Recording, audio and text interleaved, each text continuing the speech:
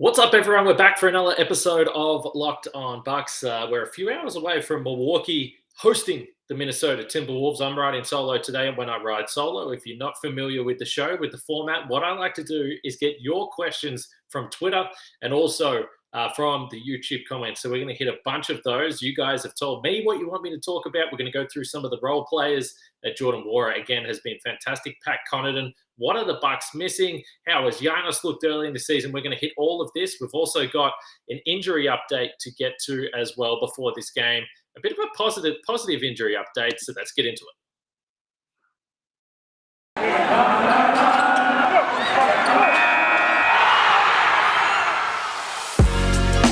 You are Locked On Bucks, your daily Milwaukee Bucks podcast, part of the Locked On Podcast Network, your team every day. Welcome to Locked On Bucks. I'm your host, Kane Pittman, here riding solo today. You can hear me and see me on this show daily, Monday to Friday, that is. You can also now find us on YouTube and free wherever you get your podcasts. As always, we thank you for making Locked On Bucks your first listen of every single day. We really appreciate that. As I said in the cold open here, look, we've got your questions. We're going to get to your questions. Plenty to discuss as the Bucks get ready for a matchup with the Minnesota Timberwolves. It's currently 12:45 a.m. on game day, Central Time, local time in Milwaukee. So a bit of a later podcast here as I go solo. So Bucks and the Timberwolves, Milwaukee 3-1. And we discussed this. If you missed the post-game podcast from the Bucks win over Indiana Pacers, you can go back and check that out. I was with Frank. We broke down that win. But it's kind of remarkable that the Bucks have been able to get to a 3-1 record at this point in time with all the injuries that they have had. So let's dive straight into it with the injury report for this game against Minnesota, courtesy of our tweet here from our good friend Eric Name. So Semi Ojeleye with that left calf strain and Bobby Portis with the left hamstring strain are both listed as probable. Dante DiVincenzo out, we know that.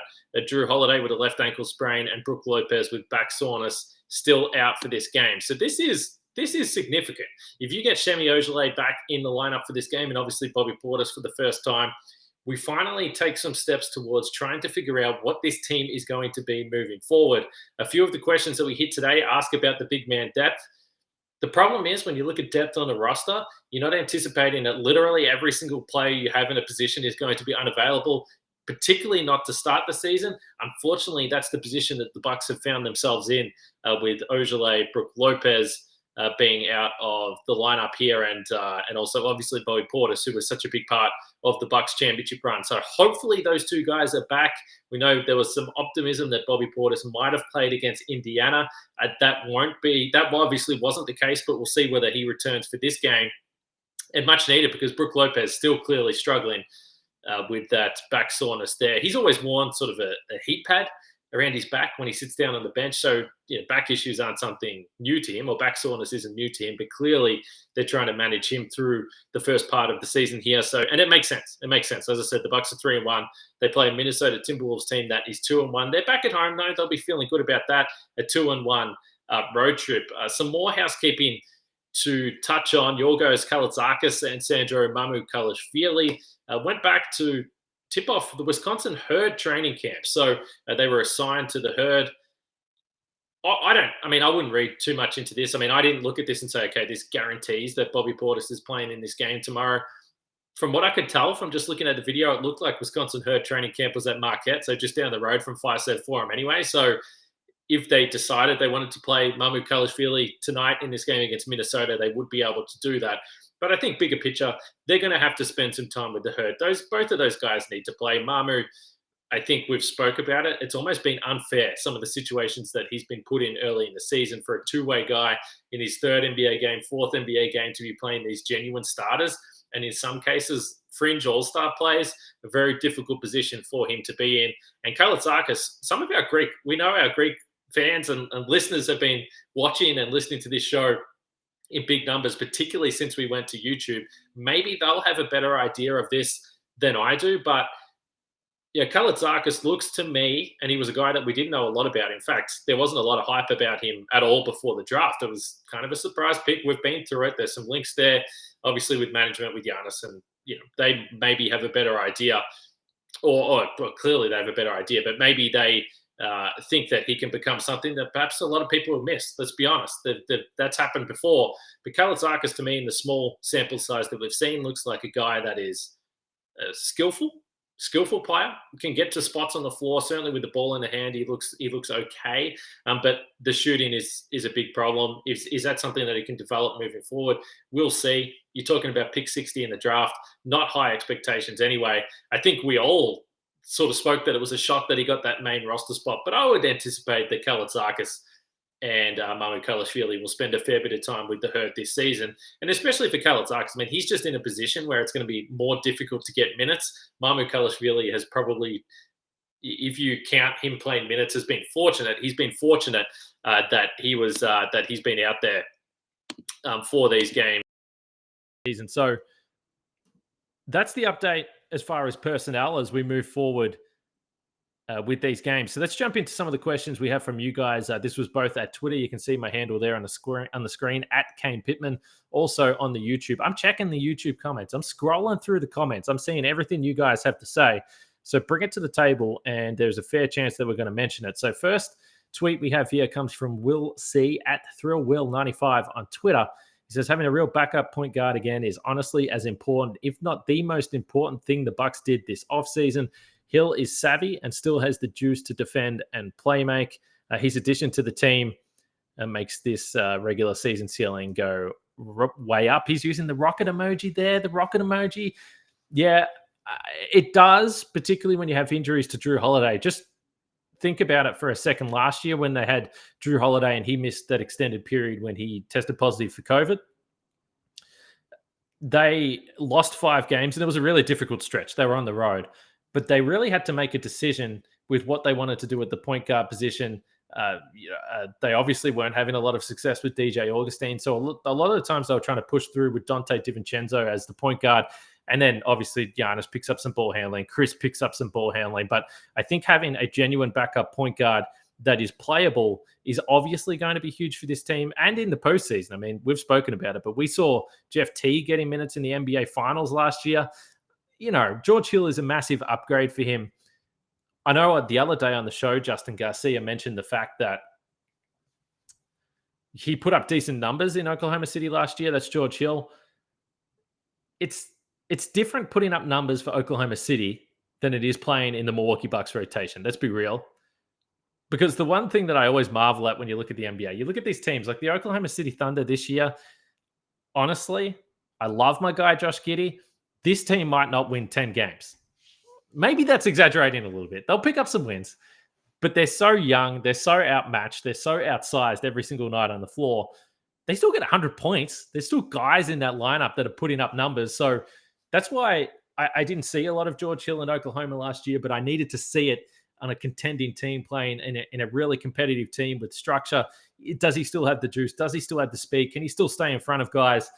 Is he able to get to the rack? I think we've seen it. So George Hill in these first couple of games here, of course, he's an older player, so you have to have good health through the season. But I like what we've seen from George Hill so far. So I agree, massive, massive positive, the play that we've got from George Hill so far this season. There is plenty still to get to on this podcast, but I've got to talk about our friends at Sweatblock, specifically Sweatblock Wipes, which, by the way, look at this.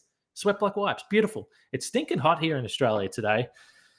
Hottest day we've had in quite a while. I would say it's 26 degrees Celsius. That must be getting close to 80 degrees Fahrenheit. I don't know. I think it's probably around that mark there. So the sun's just starting to come down here. It's 5 p.m. local time. I'm going to get out for a run in a little bit. So maybe I need to use the Sweatblock Wipes because they will help you. There's a dry shirt guarantee. You can put this on and then you can go to bed, wake up in the morning, have a shower, and that dry shirt guarantee will kick in. I've told you guys about a few of the stories, but the soccer player, similar to me, the runner, it was a success story where he put the wipes on the pits and then they were dry the next day. They're fantastic. Everywhere else was sweaty, but not the pits. That's what Sweatblock is doing. So you can check out Sweatblock if it's you or someone you care about is dealing with excessive sweat. You can check out Sweatblock. Get it today for 20% off at sweatblock.com with the promo code LOCKEDON or at Amazon or CVS. So as I mentioned at the top of the show, we thank you for making Locked On your first listen of every single day. We're just getting started. I'm still getting used to this YouTube situation, but I've got some equipment on the way here. We're going to make this a more enjoyable experience for you guys as well. We're up to 1.3K subs on YouTube. Let's get that to 2K and beyond. I'm greedy. I'm selfish. But we appreciate you guys making Locked On your first listen of every day. So let's go to the next question we have here. Comes from Rich Ward at Rich Ward Jr. He says, we are NBA champions confidence seems very real. From Chris to Giannis to Pat to Wara. The entire team seems completely sure of who they are this year. It's been fun to watch. This is interesting because I've seen this idea thrown around a fair bit on national podcasts, and I'm trying to think to myself, what does that look like on the floor? What does championship swagger look like? When does it most show itself?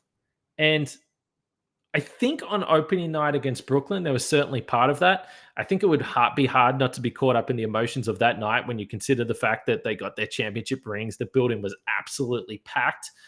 But in these big games as well, we're really going to tell. They haven't really had a big game outside of that. Obviously, they got stomped by the Miami Heat, but a lot of the guys weren't playing there. So I am looking forward to these big matchups, particularly when it gets close late in games and seeing how this team responds.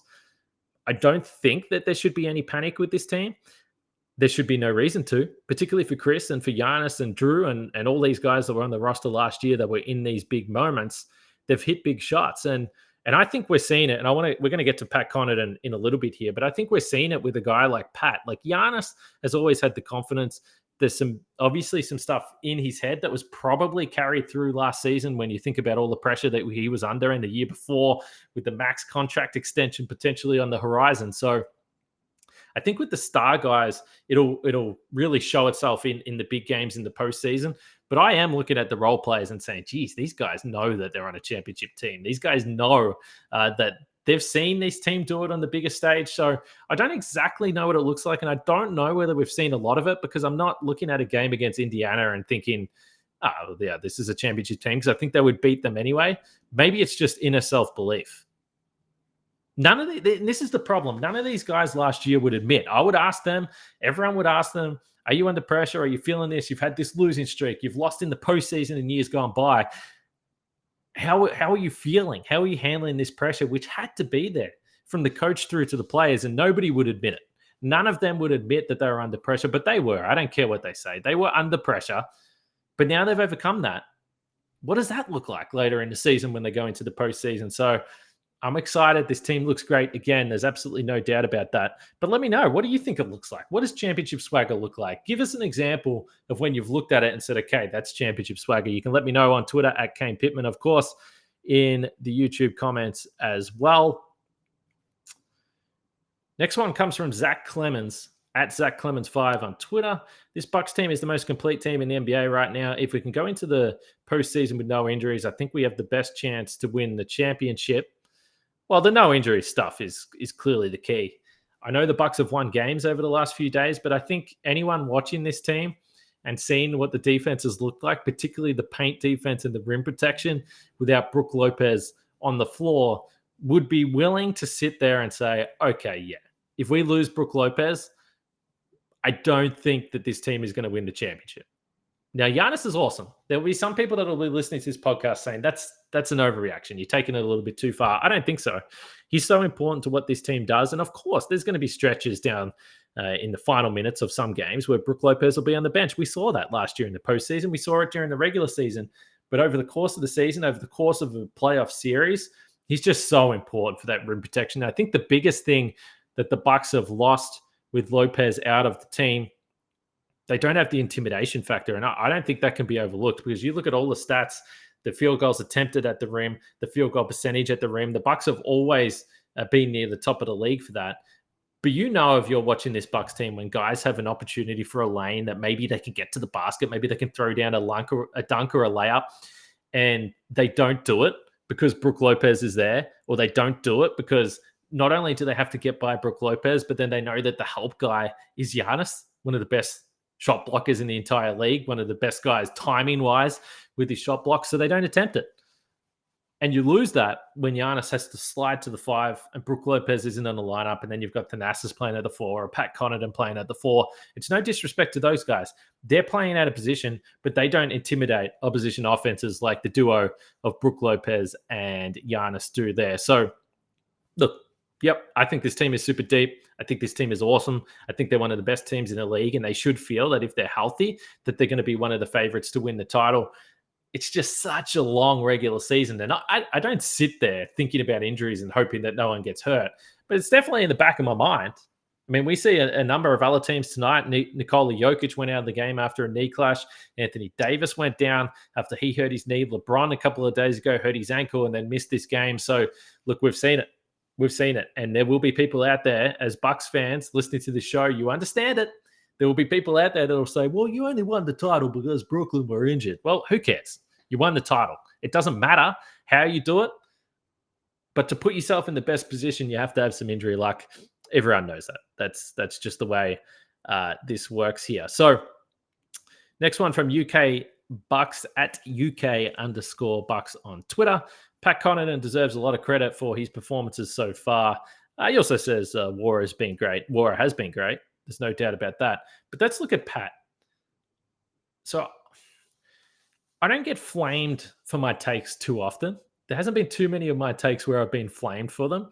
But certainly when Pat Connaughton signed that contract last year, I tweeted that, it was a well-deserved contract extension, which I still think it was. This was a player that was playing for well unders. He was on about 1.6 million per year, and he was an every night player on the team that had the best record in the league 2 years in a row. Maybe he would sit there and say, yeah, look, my playoff performances weren't the best. Let's be honest. He wasn't alone. He was still a very solid role player. But what he did last year, particularly in the postseason, became a guy that could hit some big shots. And the way that he started this season is next level. This guy right now is averaging 13.8 points, 5.3 rebounds on 41% from three. For an indication here, last year he was having a 6.8 points. So currently, and the efficiency is through the roof. So it's going to come down. That scoring, I expect, will come down eventually. Of course, they've had some guys out, so he's had more opportunities. He's playing around 31 minutes per night compared to 22 last regular season, but he's still doubled the scoring. But I think the most important thing is that he's up the three-point percentage from 37% to 41%. So I think throughout his career, Pat Connaughton has always been an inconsistent shooter, I would say. A guy that you never really feel all that confident when he's got a wide open three that he's going to knock it down. That started to change for me during the regular season last year. I feel even more confident now. I mean, he just looks like a guy that not only he trusts in his shot, in his routine, in his ability to knock it down, but he's just got such great chemistry with Giannis in particular. He will find him for open looks all night long, and the team's got confidence in him to knock down some of those shots. He's already had a couple of big threes against the Spurs the other day. He had a big three against Indiana as well. So Pat Connaughton has been on fire. I think those numbers are going to come down. I was almost about to say, is he actually the six-man candidate on the Bucks? I don't think so. He's probably not going to have the numbers to do it just because of the number of high-volume guys the Bucks have with Middleton, Drew, Giannis. But at the moment, those numbers are looking very, very nice coming off the bench. And in addition to the scoring and the shooting, we know he's always been an excellent rebounder for his position, particularly on the offensive glass. I said this last year. This was a point I made last year, but he's always so quick at reading when shots are short, picking up those long rebounds. He sprints across the lane, picks it up at the free throw line. So Pat Connaughton has been awesome to start the season so far. So I agree. He deserves a lot of credit. And he's into his fitness, Pat Connaughton. There's no doubt about that. And I would assume, as a man that's into his fitness, he definitely eats Built Bars. I would have to assume. Or maybe he just picked up the habit of eating Built Bars this previous offseason, which is why his three-point percentage has gone up, why his scoring has gone up, and most importantly, why he's got the stamina to run out games. That's the only solution I can think of. I think it has to be Built Bars with Pat Connaughton. There's no other answer. I can't see. Hard work, sure. Built Bars, definitely more plausible. We know if you talk to a Built Bar fan, they are passionate about their favorites. If you don't know the Built Bar flavors, well, you're simply missing out. You know me, I'm a coconut guy. Maybe you're into raspberry, mint brownie, double chocolate. Who knows? They're all there. You can check them all out at built.com. built.com. They're healthy for you. They're also the official protein bar of the US track and field team. So make sure you check out the website. Just go to built.com, use the promo code LOCKED, and you'll get 15% off your order. Use promo code LOCKED for 15% off at built.com. All right, let's keep it rolling here with your questions. Again, do this all the time. Hit me up on Twitter at Kane Pittman. Get on YouTube. Jump in the comments. I know we just had a Built Bar ad. There was a guy in the YouTube comments yesterday. He's like, well done. You've got more ads than show. Listen, man, I'm doing this show daily. I put in hours a day to do this show. I just want to earn $1. Can't a man earn $1? It was a 38-minute show yesterday. I counted the ads, 4.5 minutes of ads for a 38-minute show. Come on. It's free. Leave me alone. Just trying to do my job here, guys. Come on.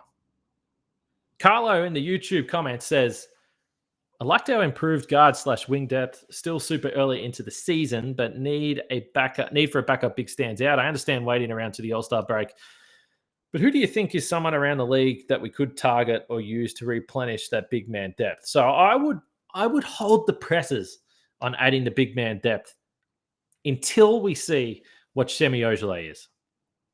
Because he is clearly a guy when they built this roster, when they put this roster together, Semi Ojeleye was clearly the guy that they thought can play the air quotes, I'm doing air quotes for those listening, the PJ Tucker role. Again, what does that look like on the floor? I'm not sure. But in terms of size, in terms of positional versatility, where you can play maybe some 5, maybe some 4, undersized for sure, but he has the strength. More in the 4, playing alongside Giannis, I would have to guess.